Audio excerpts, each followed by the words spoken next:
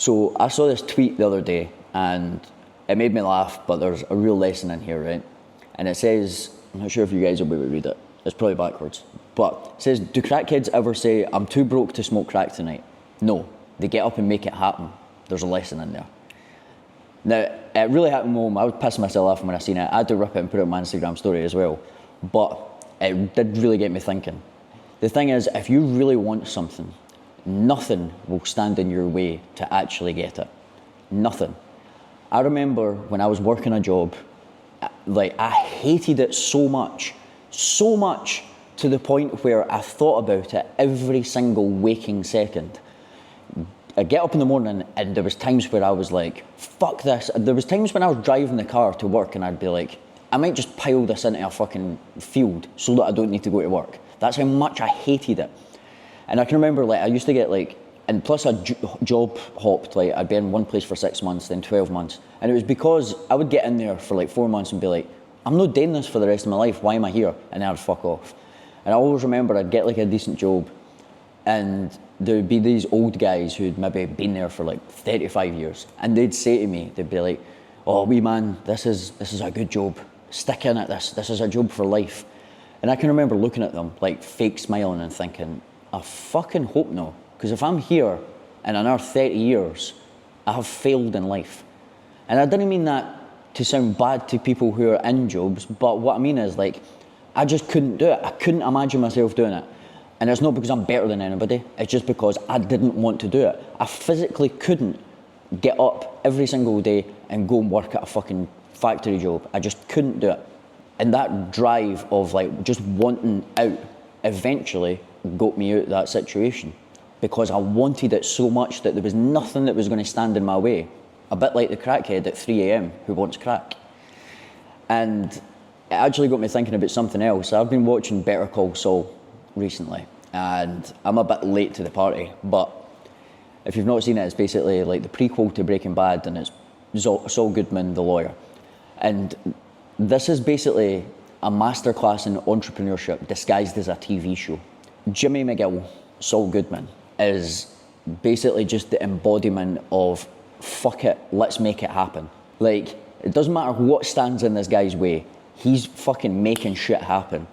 Like, he at 1 minute he'll be like, the cops are after him, he's got no money, the cartel's after him, and you're like, how does this season go on any longer? He's fucked, he's out the game.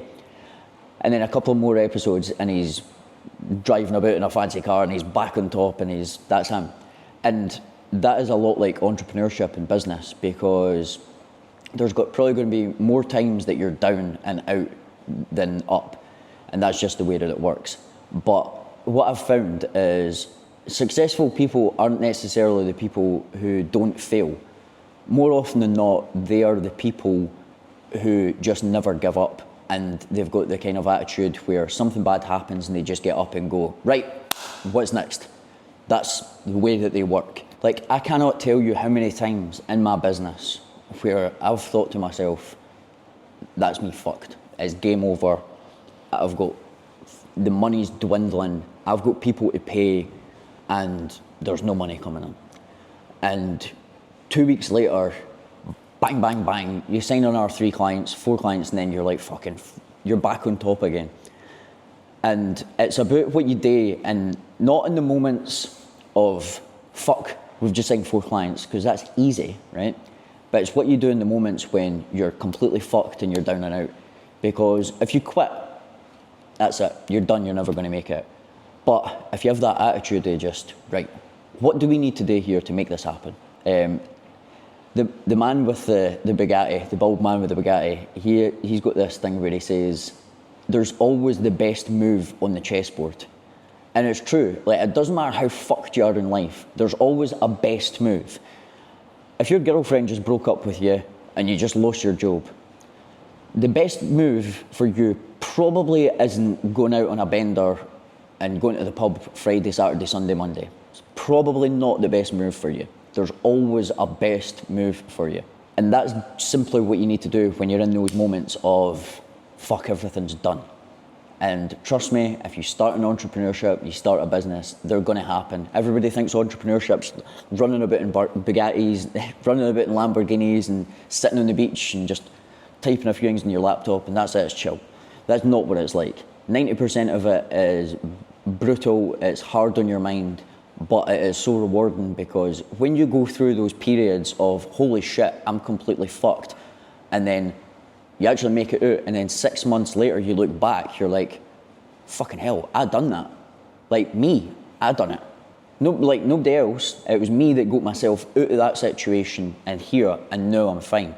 And the kind of respect that you start developing for yourself, like, it's second to none. Like, nothing else can really compare to it. I don't think there's any other way to build self-respect like that. I mean, I used to do Thai boxing and I went in the ring, and you hear a lot of people saying, like, going in the ring and fighting somebody, that builds self-respect because it reveals your character. I don't think it reveals your character half as much as having less than £200 in your bank, and in the next 4 days you've got £3,000 that you need to pay for somewhere, and somehow you pull yourself out of that situation and do it. That kind of self-respect, I don't think can be built anywhere other than business and entrepreneurship. So I guess the lesson in here is, if you want to start an entrepreneurship and you want to start a business and you want to get out of your 9 to 5 and start making money online or whatever you want to do, you need to want it more than anything. Like I said at the start of the video, when I first started, I hated my job so much that I would have done anything to get out of there. I would have literally done anything. And that's the way that you need to think about it. You need to be like, there's nothing else that I want other than this. Nothing. Not a girlfriend, not fucking time in the gym, not anything else. You just want out of your situation and into a better situation. That's it. That's pretty much the lesson. You're going to have ups and downs, but it's what you do in those ups and downs. And when the shit's gone wrong, just think it's all good, man. When he just goes, right, fuck it, what do we do? And you come up with another scheme. So I guess that is this video concluded. It's a bit of a different one, just a wee bit of a life lesson. This was actually from an email that I sent to my newsletter. So if you enjoy stuff like this, make sure that you subscribe to my newsletter. The link's below, and make sure you subscribe to the channel, and I will see you guys in the next one.